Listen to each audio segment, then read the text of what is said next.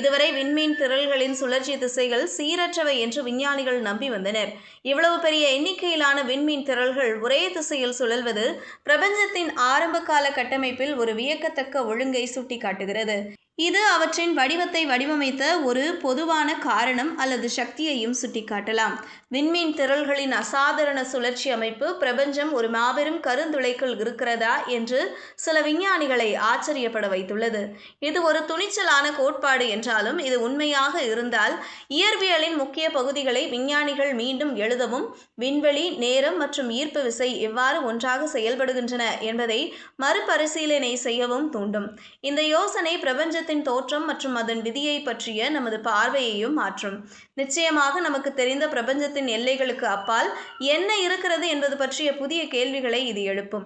இந்த கண்டுபிடிப்பு விண்வெளி ஆராய்ச்சி ஏன் மிகவும் முக்கியமானது என்பதற்கு மற்றொரு எடுத்துக்காட்டு. ஜேம்ஸ் வெப் விண்வெளி தொலைநோக்கி போன்ற சக்தி வாய்ந்த கருவிகள் மூலம் விஞ்ஞானிகள் முன் எப்போதையும் விட ஆழமான விண்வெளியை மிக தெளிவாக ஆய்வு செய்ய முடியும்.